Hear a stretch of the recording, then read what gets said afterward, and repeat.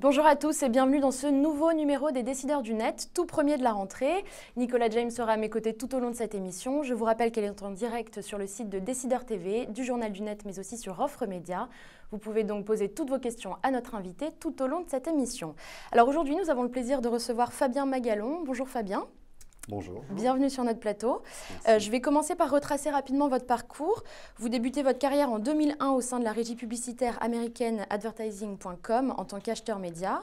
En 2006, vous intégrez Trade Doubler en tant que directeur du pôle publisher avant de devenir responsable EMEA de la business unit Microsoft Media Network en 2007 donc. De 2010 à 2012, vous êtes directeur du développement éditeur chez Rubicon Project et depuis 2012, vous êtes directeur général de la Place Média et si j'ai bien compris, joyeux anniversaire, ça fait 2 ans aujourd'hui. Oui, absolument. On avait lancé la Place Média officiellement le 4 septembre 2012, donc effectivement aujourd'hui 4 septembre 2014, ça fait précisément 2 ans. Très bien. Alors, est-ce que vous pourriez commencer par nous expliquer ce que vous faites concrètement à la Place Média et revenir brièvement sur le marché du programmatique pour nos internautes moins avertis? Alors, la Place Média, c'est une place de marché publicitaire, programmatique et premium. Elle est donc née il y a 2 ans de l'alliance entre 14 régies médias françaises et à l'initiative de 5 actionnaires fondateurs que sont Amaury Média, Figaro Média, Lagardère Publicité, France Télévisions Publicité et TF1 Publicité. Aujourd'hui, la Place Média s'est beaucoup développée sur les 2 dernières années. On travaille désormais avec 30 régies, toujours médias, et on représente plus de 200 marques éditeurs.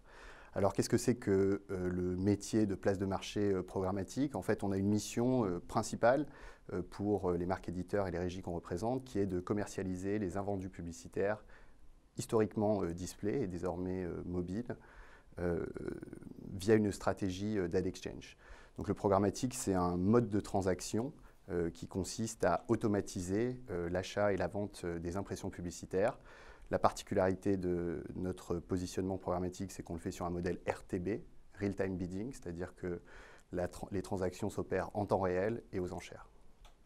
Alors, on va maintenant passer à la question de Thierry Amar, le président d'Offre Média. Donc, on l'écoute tout de suite. Fabien Magalon, en 2 ans, quelle a été l'évolution des CPM pour les régies et les médias que vous représentez? Alors, en 2 ans, les CPM ont considérablement augmenté. On a sorti les chiffres pour l'occasion. On est aujourd'hui sur l'ensemble des positions sur les inventaires display desktop à plus 70% de croissance des CPM entre la première année d'activité et la seconde année d'activité. Et quand on se concentre sur les positions haut de page, qui sont celles qui sont le mieux valorisées, on est à plus 85% de croissance. Donc quasiment un doublement des CPM sur ces positions-là. Au lancement de la Place Média, il y avait quelques inquiétudes vis-à-vis d'un modèle de vente qui était parfois un peu accusé d'être destructeur de valeur. Finalement, l'expérience montre que ça a été le contraire. Si vous pouvez nous expliquer finalement comment cette évolution positive des CPM s'est orchestrée, en fait, qu'est-ce qui fait que finalement on a observé une telle hausse? Alors, il y a plusieurs facteurs qui vont expliquer la hausse des CPM. Il y en a un qui est simplement un facteur marché. Historiquement, enfin en 2012, la demande finalement n'était pas si présente que ça sur les places de marché programmatiques et RTB.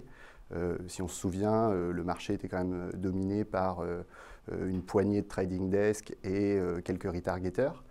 Et en fait, il y a eu une adoption en 2 ans assez incroyable par la demande de ce canal de transaction. Et puisqu'on travaille sur un modèle d'enchères, la densité des enchères et donc le nombre d'annonceurs présents simultanément sur la place de marché est un facteur important de création de valeur. Plus il y a d'enchérisseurs simultanés, plus le prix moyen de vente augmente. Donc ça, c'est un premier facteur, je dirais marché. Je trouve qu'il y a une stat intéressante aussi pour l'illustrer. L'an dernier, en 2013, quand on a observé l'ensemble des annonceurs qui ont enchéri ou qui ont même annoncé sur la place média, on a observé 85% du top 100 plurimédia. C'est-à-dire que non seulement l'adoption est massive, mais elle est également importante sur les principaux annonceurs français. Donc premier élément, simplement un élément de marché. Deuxième élément, bien entendu, une stratégie qui était d'ailleurs dans le cahier des charges de nos actionnaires, hein, d'une stratégie de création de valeur, de mise en avant de la différence de la place média sur le marché des ad-exchange, qui était celle de proposer une promesse premium. Et ça s'est traduit d'abord par l'enrichissement de notre offre par de la donnée, donc tout un travail de construction les premiers mois d'une donnée propriétaire.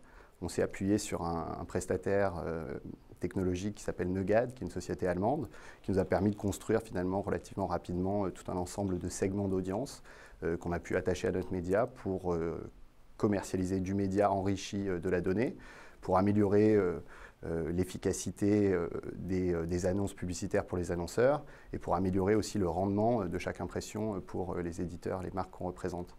Donc ça a été un énorme levier de génération, enfin de hausse des CPM. Pour vous donner quelques chiffres et illustrer la part croissante de la data dans nos revenus, en tout cas, il n'y a pas de chiffre marché vraiment sur la data, c'est difficile à trouver. La data, elle est souvent vendue dans des bundles, enfin display plus data, ou elle peut être vendue en solo? Alors, la data en général peut être vendue en stand-alone, hein, de manière... Mais dans les faits, du coup, j'imagine qu'aujourd'hui, c'est quand même... Dans les faits, alors j'avoue que je ne sais pas exactement sur la taille du marché de data, quelle est la proportion qui se commercialise systématiquement adossée à du média ou vendue en nu. Cela étant dit, il y a des sociétés qui sont spécialisées dans la vente de data nue. Pour ce qui est de la place média, nous, notre positionnement a toujours été de créer une donnée propriétaire et de l'utiliser pour coupler effectivement avec notre média et mieux valoriser nos impressions publicitaires. Et aujourd'hui, cette offre au premier trimestre 2014 faisait entre 10 et 11% de notre chiffre d'affaires et fera au dernier trimestre de l'année, selon nos estimations, dépassera légèrement les 20% de notre chiffre d'affaires. Donc ça, c'est un second élément de création de valeur, c'est l'utilisation de la donnée pour enrichir les impressions. Troisième élément, le développement de nouveaux formats, simplement. On avait démarré sur des formats standard IAB, bannières, display. Et petit à petit, on a ouvert le portefeuille de l'offre vers des formats un petit peu plus impactants et beaucoup mieux valorisés. Comment est-ce qu'on fait pour convaincre des éditeurs, dont c'est un peu le gagne-pain, de basculer ces formats-là sur le programmatique? Je sais qu'au début, ils étaient un peu réticents à aller vers ces formats-là. Non, je ne dirais pas qu'ils ont été réticents. En tout cas, nous, on travaille, vous savez, la place média, c'est une société de moyens, donc on travaille de manière très collaborative avec nos actionnaires et nos partenaires éditeurs. On va proposer des solutions et ensuite, libre à eux de les valider d'abord, donc c'est-à-dire nous donner l'autorisation de développer ces nouvelles offres et ensuite de les accepter ou non sur leurs propres inventaires. Donc je ne dirais pas que ça a été réticent. Chaque régie avec laquelle on travaille a sa stratégie propre, qui lui est propre et donc va accepter ou non la diffusion au travers de la place média de format rich media par exemple. Et le deuxième élément, je dirais rassurant, c'est aussi le contrôle qu'on opère sur les prix. Bien entendu, lorsqu'on commercialise des formats rich media, on ne commercialise pas au même prix que lorsqu'on commercialise des formats standard IAB. Et puisqu'on a la possibilité via les plateformes programmatiques de mettre en place ce qu'on appelle des prix de réserve, c'est-à-dire de contrôler pour un format particulier le prix auquel on accepte qu'il soit commercialisé, qu'il soit échangé. On a réussi assez largement d'ailleurs aujourd'hui à populariser le développement du rich media sur l'ensemble de nos éditeurs. Je crois qu'aujourd'hui, on doit être à 90% de nos éditeurs qui aujourd'hui acceptent le rich media via la place média.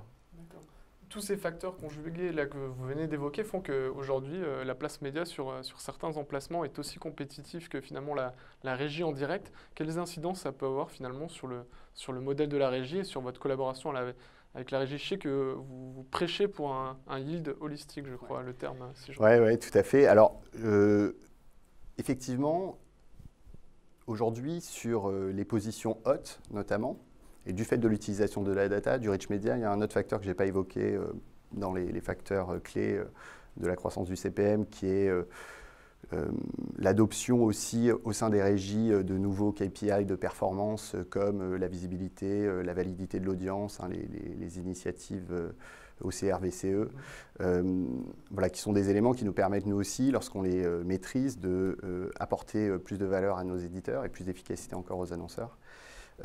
Effectivement, ça nous amène dans des situations où aujourd'hui, on a, par exemple, sur les positions haut de page, on a 77% du chiffre d'affaires des positions haut de page, donc c'est considérable, hein, 77% du chiffre d'affaires est généré à plus d'1 euro CPM.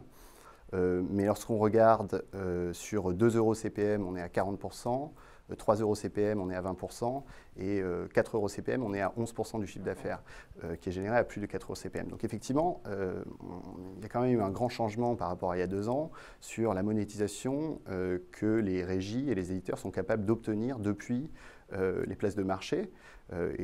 Schématiquement, il y a eu une premiumisation de l'offre, hein, une premiumisation de la demande, des nouveaux annonceurs, une premiumisation des formats. Et ça se traduit par une hausse assez significative des CPM. Et effectivement, c'est intéressant aujourd'hui, l'ordre, je dirais, d'arbitrage entre la vente directe traditionnelle gré à gré et la vente programmatique, c'est une cascade. C'est-à-dire que la vente gré à gré a systématiquement la priorité sur la vente programmatique. Et d'un point de vue purement yield et maximisation des revenus de l'éditeur, c'est vrai qu'on pourrait s'interroger sur la création d'un petit peu plus de porosité. Pour faire, par exemple, ces fameux 11% du chiffre d'affaires généré à 4 euros CPM et plus, comment est-ce qu'on pourrait essayer de les faire remonter un petit peu dans la chaîne de valeur? Effectivement, c'est une technique de yield qui est appelée par le marché yield holistique. Bon, de manière schématique, ça veut simplement dire créer une compétition entre les deux canaux de distribution des impressions publicitaires. Et aujourd'hui, ça fait plusieurs mois qu'on travaille avec nos prestataires technologiques, certaines régies de la place média pour faire de ce yield holistique une réalité. C'est le sens de l'histoire, donc, a priori. En tout cas, oui, naturellement, c'est le sens de l'histoire. Tant que deux canaux sont simultanés, effectivement, d'un point de vue optimisation des revenus, il semble naturel d'essayer de les combiner intelligemment, de créer un peu de dynamique entre les deux offres, plutôt que de les laisser se succéder comme on l'a fait jusqu'à présent. Et pour tout vous dire, c'est pas sans enjeu technique, parce qu'en réalité, souvent, ce sont des technologies différentes qui opèrent la vente directe et la vente indirecte programmatique. Et il est aujourd'hui, voilà, ça nécessite pas mal de développement, soit chez nos prestataires techniques, soit chez les ad serveurs des régies avec lesquelles on travaille. Il y a objectivement 3 ou 4 méthodologies différentes pour réussir à faire du yield holistique. Et donc aujourd'hui, on est en train d'y travailler. Je pense que en novembre, on aura probablement quelques éditeurs qui auront en tout cas testé le dispositif qu'on leur propose. Alors justement, sur les éditeurs, est-ce qu'il y en a qui vont pas tarder à rejoindre la maison? Alors, oui, comme je vous disais, on a démarré avec 14 régies et aujourd'hui, à date, on en a 30. Donc c'est déjà une croissance très significative du nombre de partenaires qu'on a réussi à rassembler autour du projet de la place média. Et les prochains sur la liste? Alors, je vais commencer par les derniers qui sont arrivés. On a eu en fin d'année 2013 Euronews qui nous a rejoints. Qui a pris la place d'Au-Féminin, entre guillemets. Enfin, non, pas du tout. C'était deux événements concomitants. D'autant que vraiment la nature de l'audience est très différente entre Euronews et Au-Féminin. On a eu en janvier, on a eu le plaisir de voir la régie Mondadori nous rejoindre également. Et effectivement, en cours d'année, on a également eu quelques titres de la presse quotidienne régionale qui nous ont rejoints, je pense au Télégramme notamment.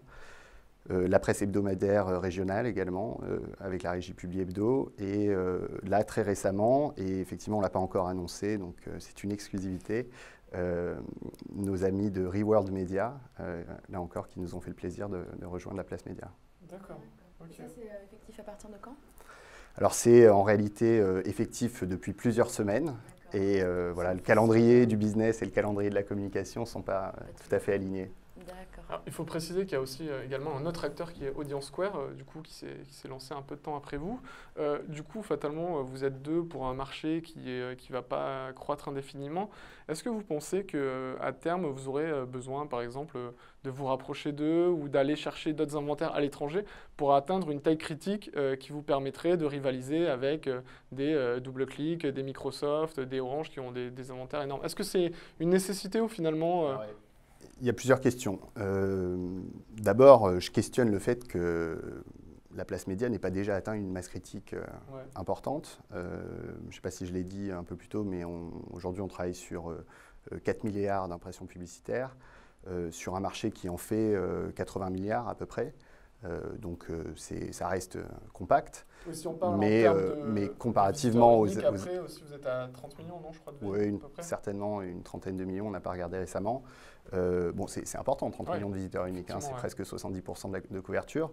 Donc, il y a plusieurs questions. Effectivement, pour ce qui est de les leviers de croissance, finalement, hein, ça revient à ça, les leviers de croissance de la place média, effectivement, on a la possibilité limitée, au bout d'un certain moment, de faire une croissance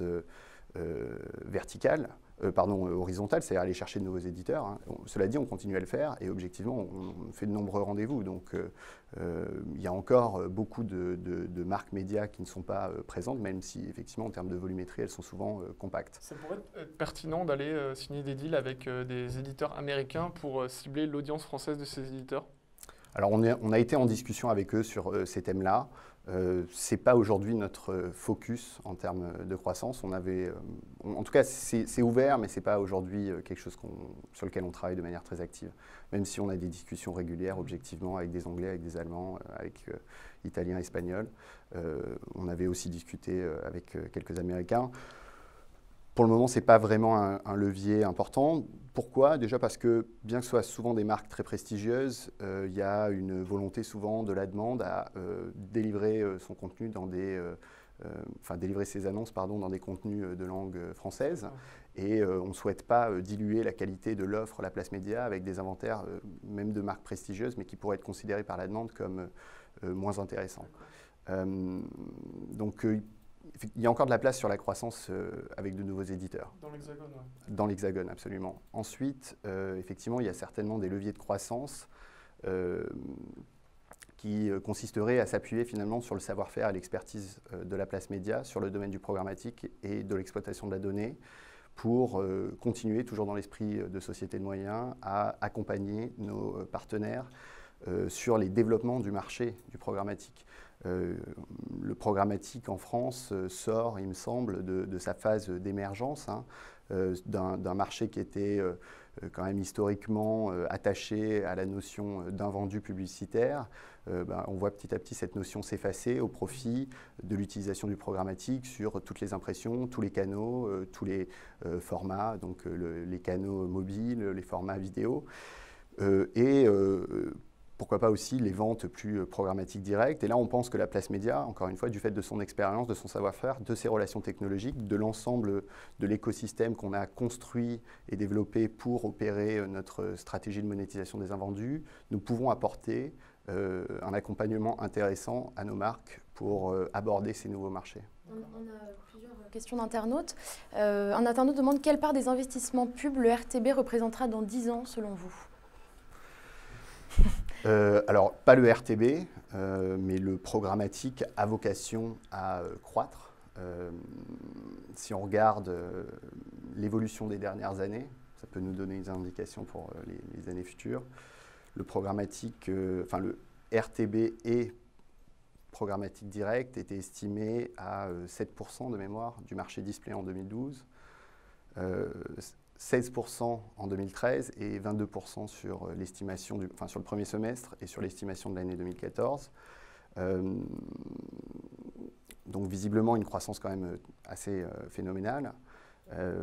Est-ce qu'on arrivera à 100%? Probablement pas, objectivement. Il y a encore un certain nombre d'investissements sur le display qui nécessitent une intervention manuelle. Tout ce qui tourne autour des opérations spéciales, de la coéditorialisation, de l'engagement d'une marque média avec une marque annonceur. Voilà, des dispositifs qui sont complexes et qui n'ont pas vocation demain à être automatisés. Alors un autre internaute demande qu'est-ce qu'une audience premium, comme votre slogan l'annonce?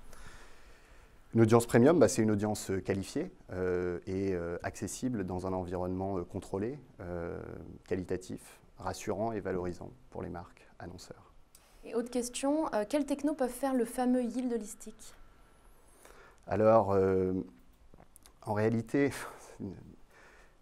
c'est pas, le yield heuristique, ce n'est pas comment dire, une brique technologique qu'on ajoute à un ad serveur primaire et un ad serveur secondaire.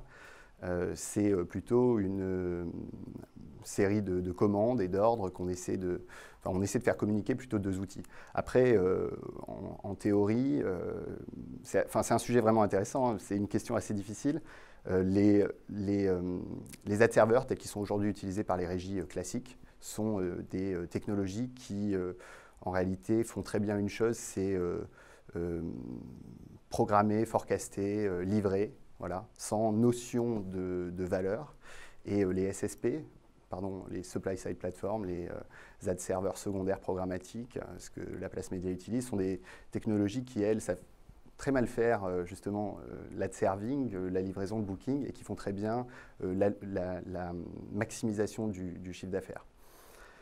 Et finalement, on pourrait utiliser exclusivement un SSP pour faire du yield, et ça ferait un yield tout à fait naturel, mais on perdrait un petit peu de la qualité et des services proposés par un ad serveur direct. Et donc, aujourd'hui, à ma connaissance, il n'y a pas de technologie qui permet d'imbriquer les deux ad serveurs. Il faut travailler avec sa technologie SSP et les différentes technologies ad serving direct pour intelligemment les faire communiquer. J'ai une petite question. On regarde l'évolution de la place média. On voit que le RTB, à terme, représentera 30-35% du display, qu'il y a de plus en plus de porosité entre les ventes directes et le RTB. Dans ces conditions-là, est-ce que vous ne craignez pas que les éditeurs aient envie de reprendre la main, finalement, sur cette commercialisation de cet inventaire? Alors, on n'a pas de crainte, en tout cas. Ce qui est certain, c'est encore... C'est logique, finalement. S'il y a de la porosité, ils pourraient gérer ça peut-être mieux en direct. Enfin, quels sont les encore une fois, contre-arguments, du coup? Le principal contre-argument, déjà, c'est qu'on est une société de moyens, hein, au service donc, des régies partenaires. Et finalement, si l'évolution du marché les poussait à aller dans cette direction, ils en ont tout à fait la possibilité, puisqu'ils sont actionnaires et décideurs. Pour ce qui est je pense qu'il ne faut pas sous-estimer le travail des équipes de la place média et l'expertise qu'on est capable d'apporter. Ils pourraient les débaucher. Ils pourraient les débaucher, absolument. Ils pourraient les débaucher, mais ce n'est pas suffisant. C'est quand même une équipe entière.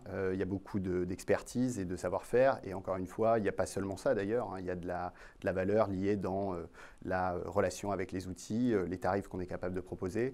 Aujourd'hui, il me semble que, en tout cas, en l'état actuel du marché, la position de la place média est très forte pour accompagner les régies dans l'évolution vers le programmatique. Il y a une marque, la place média, vraiment auprès des annonceurs aujourd'hui Il me semble effectivement que la marque La Place Média, et depuis un moment d'ailleurs, c'est imposé finalement. La société est très jeune, et c'est vrai qu'aujourd'hui, en tout cas sur le marché français, voire même sur le marché européen, la Place Média est quand même une marque reconnue pour à la fois, j'espère, son expertise, son savoir-faire, mais aussi pour la qualité des médias qu'elle représente et la qualité des inventaires qu'elle commercialise.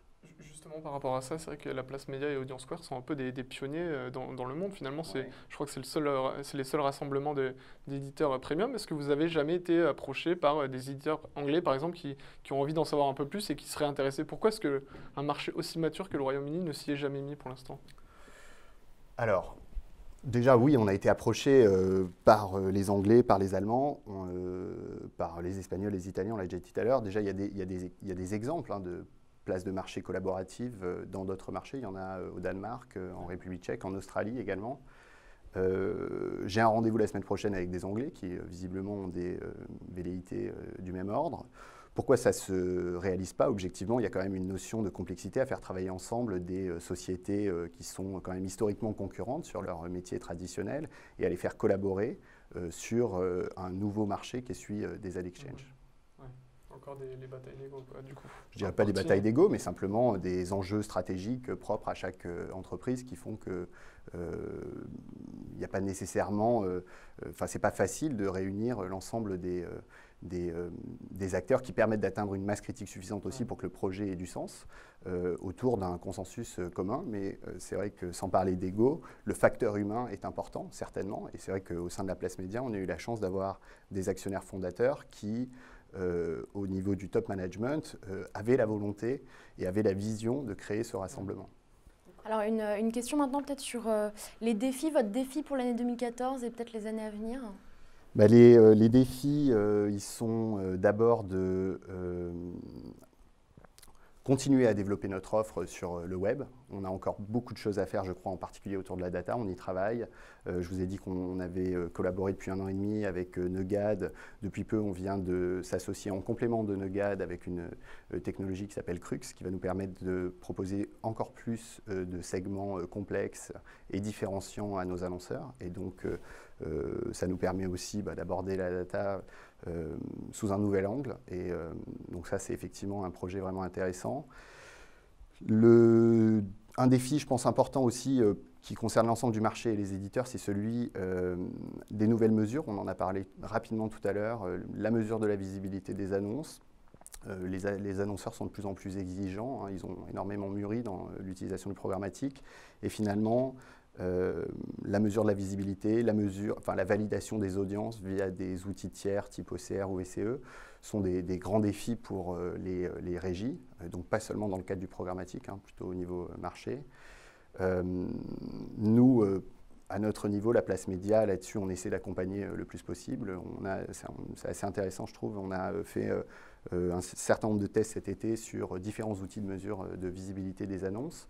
Et on a eu des résultats, éditeur par éditeur, assez surprenants. On constate qu'il y a quand même beaucoup de différences entre les outils. Et donc, il y a encore beaucoup de projets. Je parlais avec un acheteur de RTB récemment qui me disait qu'eux, ils avaient en indicateur de performance finalement un VCPM, un CPM visible. Est-ce qu'on peut imaginer un jour que les éditeurs commercialisent un peu comme YouTube fait du TrueView, finalement un équivalent ? C'est possible ou ce serait commercialement suicidaire? Techniquement, c'est complexe, en tout cas pour le moment, aujourd'hui. Après, est-ce que...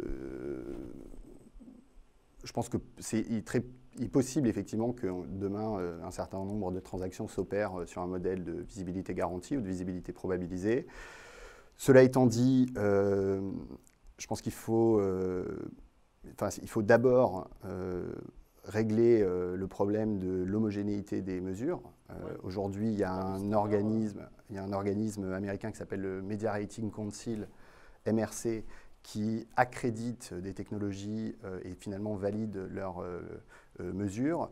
Pour autant, le MRC lui-même reconnaît que parmi les 13 sociétés ou 11, je ne sais plus, qu'ils ont accréditées sur le display, ils obtiennent des écarts dans les mesures qui sont liées en fait à des méthodologies de mesure de visibilité qui sont hétérogènes.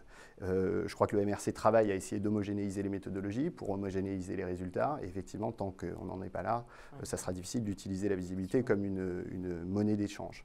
Deuxième élément, le marché de la publicité display, c'est quand même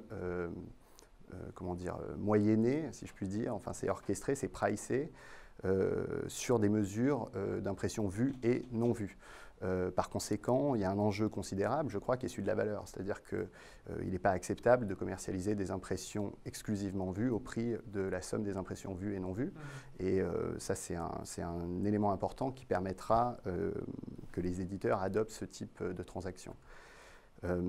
Et enfin, il y a un élément aussi qui est assez intéressant, c'est, je pense que toutes ces nouvelles mesures de visibilité vont aussi pousser un certain nombre d'éditeurs à probablement repenser le design des sites et faire une meilleure, pour essayer de maximiser la visibilité. Il y a beaucoup de techniques possibles pour y arriver. Et là aussi encore, on en discute beaucoup avec nos éditeurs. D'accord. Une dernière question pour la route. Un internaute demande quelle technologie SSP utilisez-vous? On utilise Rubicon Project. Très bien. Écoutez, merci infiniment d'avoir participé à notre émission. On se retrouve la semaine prochaine pour un nouveau numéro des Décideurs du Net. À la semaine prochaine.